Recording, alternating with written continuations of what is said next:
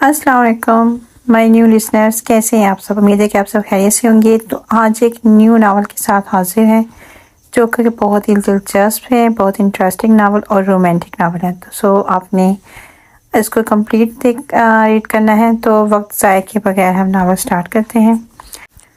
हैदराबाद में दोपहर की धूप सहन अबूर करते अब दीवारों के पीछे छुपने लगी थी। परिंदे धूप से बचते दरख्तों की ओट में हुए तो दूर कहीं से चक्की के चलने की आवाज़ आने लगी। रमज़ान मुबारक शुरू हुए भी 3 से 4 दिन हो गए थे। नुसरत बेगम अफ्तार का मेन्यू सोच रही थी कि अचानक ख्याल आया कि उनकी इकलौती औलाद इस वक्त कहीं नज़र नहीं आ रही। यकीनन बिस्तर को अपने बोझ से थकाया हुआ होगा। दिल मलाते हुए अंदर आई। जोहर की नमाज का वक्त निकला जा रहा था और शहजादी नूरजबीन महव ख्वाब थी। नूर उठ जाओ, नमाज का वक्त निकला जा रहा है। वो नींद में कहाँ उनकी आवाज़ सुन सकती थी। उनकी ऊंची आवाज़ पर भी ज़रा से टस से मस भी ना हुई। नूर, दोबारा आवाज़ दी। नूर उठ जाओ, नमाज पढ़ लो। कहीं दूर से उसे पुकारा गया तो हल्का सा कसमसाई, फिर करवट लेटे कंफर्टर तलाशा। नूरजबीन उठ जाओ। अब की बार कोई किताब उसकी कमर पर बची तो तड़प के उठी। मम्मा, अजीब लड़की हो तुम। दोपहर के 3 बज रहे हैं और तुम गधे घोड़े बेच के सो रही हो। नुसरत बेगम ने उसे सख्त घूरी से नवाजते नीचे उतारा। क्यों उठाया मुझे? उसे तो बस ये सदमा था। अभी जो वो इतना खूबसूरत लड़का देख रही थी वो हकीकत नहीं, ख्वाब था। अभी भी क्यों उठाया? डाइजेस्ट उन्होंने अपने हाथ में लहराया। एक तो तुम्हें मैंने कहा रोज़ा रख के डाइजेस्ट ना पड़ा करो। तुम डीट हड्डी उसकी जान नहीं छोड़ती। ऊपर से तुम्हें कहा था एक सुपारा रोजाना पढ़ना है। मुझे नहीं उम्मीद कि तुमने कुरान पाक खोला भी होगा। जिसे नमाज की फिक्र हो ना वो कुरान की तिलावत कैसे करेगी? कल पढ़ा था, आज अभी नमाज पढ़ के पढ़ती हूँ। उससे पहले वो बात ज़्यादा बढ़ाती वो अपना दुपट्टा उठाते वहाँ से खिसक गई। एक तो मामा को उसके नावल से बैर था, ऊपर से हर बार उनकी नज़रों में आ जाती थी। जल्दी जल्दी वजू करके जोहर की नमाज अदा की। जब तक वो नमाज पढ़ के फारग हुई तब तक नुसरत बेगम मटर निकाल चुकी थी। आइंदा मैंने तुम्हारे हाथ में ये डाइजेस्ट देखे ना तो इस बार तुम्हारे हाथ काटूंगी, डाइजेस्ट नहीं चलाऊंगी। मम्मा अब बस भी करें, रोज़ा रखा हुआ है, फजूल में टेंशन दे रही हैं। भाई कोई इनके नावल्स के बारे में बात करे तो जान ही हलक में आ जाती थी। टेंशन तो छोटी सी बात थी। उनके करीब कुर्सी पर बैठे वो लहसुन छीलने लगी। आज इफ्तार में पकौड़े बनाने का इरादा था। सारा सामान नुसरत बेगम ने वही खाने की टेबल पर रख चुकी थी। लहसुन छीलने के बाद नूर ने आलू और प्याज छिलके काटे। कल फुफ्फो के घर अफ्तार की दावत है तो ज़रा तमीज़ से तैयार होना। उन्हें याद आया तो उससे बताया। क्यों, अब किस वजह से दावत है? अफ्तार करवा रहे हैं। नुसरत ने उसके तरफ रवैये अंदाज पर उसे घूरा। फुप्पो लोग हर बार यही तो करते हैं, बस दूसरों की दिल आज़ारी। अपनी ज़बान को काबू में रखो। फुप्पो हैं तुम्हारी। अब की बात सख्ती से टोक दिया। वो ऐसी खातून नहीं थी जो बच्चों की हर अच्छी बुरी बात को अच्छा ही कहती। उनका एक रौब था जो अगले बंदे को बात करने से पहले सोचने पर मजबूर कर देता। बस एक उनकी ही बेटी थी जो जवाब दे जाती थी। हाँ जी, उन्हें भी सोचना चाहिए। वो मेरी फुप्पो हैं, हर बात आपके सामने बेइज्जत कर देती हैं। बेइज्जत नहीं करती, इस्लाह करती हैं। तुम अपनी हरकतों पे नज़रसानी करो ना उनके डांट पर।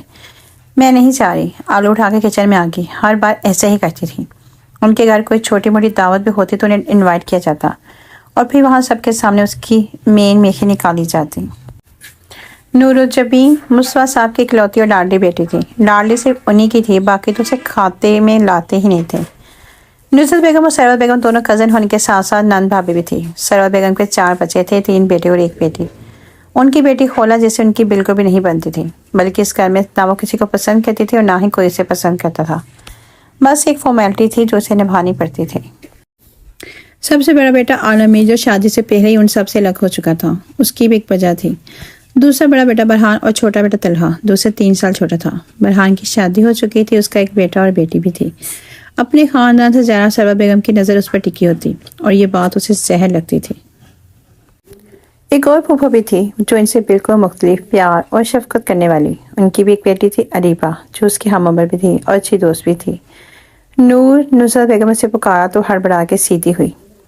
लगता है नींद अभी पूरी नहीं हुई, जल्द ही हाथ पैर चलाओ, देर हो रही है। उसे डबरते वो खुद हंडिया चढ़ाने लगी तो नूर भी धीरे धीरे हाथ चलाते पकौड़ों का सामान तैयार करने लगी। कमरे की खनकी में हल्की हल्की मखसूस महक माहौल को पुरसोस बना रही थी। वो भी ऑफिस से आया था। रूम में आते जूते उतारे टू टू उसका मोबाइल बजने लगा, जैसे सामने वाला जानता था कि वो घर पहुंच चुका है। کان میں لگے ایئر پیس کو ہلکا سے ٹچ کیا۔ شام 5 بجے سے پہلے اسے اپنی فیملی ڈنر میں پہنچنا تھا۔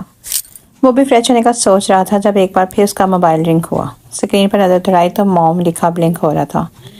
لمب بینچتے ہوئے موبائل ہی آف کر دیا۔ یہ عورت ہمیشہ اس کی زندگی میں ٹانگ لانے کی کوشش کرتی تھی، اور وہ ٹھہرا سیگما میل جو اپنے آس پاس کسی دوسرے کی موجودگی برداشت نہیں کر سکتے تھے۔ خاص طور پر یہ وہ لوگ ہیں جو ان کی زندگی کو اپنے مطابق بدلنا چاہتے تھے، اور یہ خاصیت ان میں کوٹ کوٹ کے بھری تھی۔ آج بھی اگر بار بار ریکویسٹ نہ کرتے بابا تو وہ کبھی نہ چاہتا۔ فریش ہونے کے بعد میں اسے 10 منٹ لگے تھے۔ بلیک جینس کے ساتھ ڈارک گرے ڈریس شرٹ میں سحر انگیز لگ رہا تھا۔ ٹاول سے بال اور چہرہ خشک کرتے ایک طرف ہلکے ہگ پہ لٹکایا اور مرر کی طرف بڑھ گیا۔ وہ اکیلا اس لیے بھی رہتا تھا کہ اسے ڈسٹربنس سے چڑ تھی، اور اس کی فیملی تھی جہاں آئے دن کسی نہ کسی وجہ سے کوئی نہ کوئی گیدرنگ چل ہی رہی ہوتی۔ وہ بہت کم جاتا تھا وہاں، خاص طور پر تب جب اس کے بابا اسے کہہ جاتے۔ واحد وہ شخص ہے جس سے بات کر کے اسے کبھی الجھن نہیں ہوئی تھی، نہ ہی کبھی اسے ایسا لگا تھا کہ اب اسے وہاں سے بھاگ جانا چاہیے۔ بالوں میں آئل لگاتے کن پٹیوں پر رگڑا۔ وہ اپنی زندگی کے 31 بہاریں دیکھ چکا تھا۔ شادی نہ کرنے کی وجہ صرف اتنی تھی کہ وہ کم سے کم اپنی ماں کی پسند کی لڑکی اپنے ساتھ وہ بھی زندگی بھر کے لیے نہیں رکھ سکتا تھا۔ موئسچرائزر لگاتے ہاتھوں کا ہلکا سا تھپ تھپایا۔ یہ مضبوط ہاتھ کسی نازک ہاتھ کو تب ہی تھامیں گے جب کوئی نزاکت سے بھرپور پری اسے بھائے گی۔ کف لنکس لگاتے کوٹ اٹھایا، پھر گھڑی اور موبائل لیتے وہ باہر نکل آیا۔ بینگلو میں چاروں طرف خاموشی کا راج تھا، صرف اس کے قدموں کی آوازیں دیواروں سے ٹکرا کے واپس سنائی دیتی۔ گاڑی نکالو۔ گھڑی باندھتے وہ مضبوط قدموں سے تیز تیز چلتا راہداری کی طرف بڑھ گیا۔ تیار ہو گیا تو آ جاؤ اب۔ مصطفیٰ صاحب نے کچن میں جھانکا جہاں نصرت بیگم تیار ہو کے سحری کے لیے چیزیں دیکھ رہی تھی۔ اگر کچھ نہ ہوا تو وہ واپسی پر لیتے آئیں گے۔ میں تو آ جاؤں گی، اپنی بیٹی کو نکالیں۔ دہی کا باؤل فریج میں اوپری خانے میں رکھتے انہیں گھورا تو واپس مڑ گئے۔ نور جمی بیٹا آ جاؤ، اب کتنی دیر ہے؟ آ رہی ہوں پاپا۔ وہ خود کو فائنل دیکھتے پیچھے گھومی، پھر بیڈ پر بڑی سی چادر اٹھا کے اوڑھ لی۔ خوبصورت تو وہ تھی ہی، لیکن اس کی مسکراہٹ خوبصورتی میں جان ڈال دیتی تھی۔ مصطفیٰ صاحب انہیں مشکل سے ہی صحیح باہر نکالنے میں کامیاب ہو ہی گئے تھے۔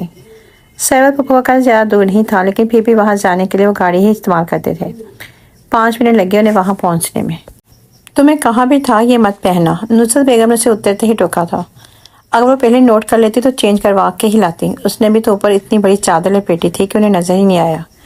کس لیے لے کر دی تھی؟ جب باندھنے لگتی ہوں آپ کو اعتراض ہونے لگتا ہے ماما۔ یہاں مت پہن کے آتی، پھر کہتی ہو پھوپھو باتیں کرتی ہیں۔ وہ تو کریں گی نا جب انہیں تم اس خلیے میں ملو گی۔ ماما پتہ نہیں آپ کو پھوپھو سے اتنی محبت کیوں ہے؟ چڑ کے وہ ان سے الگ ہو گئی۔ نصرت اسے گھورتے بڑی خواتین کی طرف آ گئی۔ نور ایک کونے میں پڑی کرسی کے سیٹ کے قدرے اندھیرے میں ہو کے ٹک گئی۔ نہ کوئی اسے دیکھے گا، نہ ہی کوئی باتیں کرے گا، لیکن اس کی غلط فہمی تھی۔ اس کے گاڑی سے اترتے ہی ڈسک بلو نگاہوں نے حصار میں لے لیا تھا، جن میں پہلے ستائش اور پھر حیرت نے جگہ لی۔ عالم نے جو اپنے ٹیرس پر کھڑا میل سینڈ کرا تھا، اس کی نگاہ گیٹ سے اندر داخل ہوتی لڑکی پر پڑی۔ دوبارہ نظریں آئی، بیڈ پر مرکوز کی تو کسی خیال کے تحت دوبارہ دیکھا۔ وہ سفید چادر سے الجھتی ایک طرف چلی گئی تھی۔ افطار کے لیے ویٹرز ٹیبل لگا رہے تھے۔ کچھ دیر وہ انہیں دیکھتی رہی، پھر اٹھ کے چادر اٹھا لی، کرسی کی بیک پر اسے فولڈ کر کے لٹکائی اور خود کو دیکھا کہ وہ اچھی لگ رہی ہے یا نہیں۔ ڈارک میرون بلیک بارڈر والی خوبصورت سی ساڑی باندھے وہ سب سے الگ دکھ رہی تھی۔ ایک چھوٹا سا نیکلس جو ڈیپ گلے کی خوبصورتی کو بڑھا رہا تھا۔ کھلے بالوں کے ابشار کندھوں پہ ایک طرف ڈالے وہ دوبارہ بیٹھ گئی۔ اگر ماما نے اس کے ڈیپ گلے کو دیکھ لیا تو اور عزت افزائی ہونی تھی۔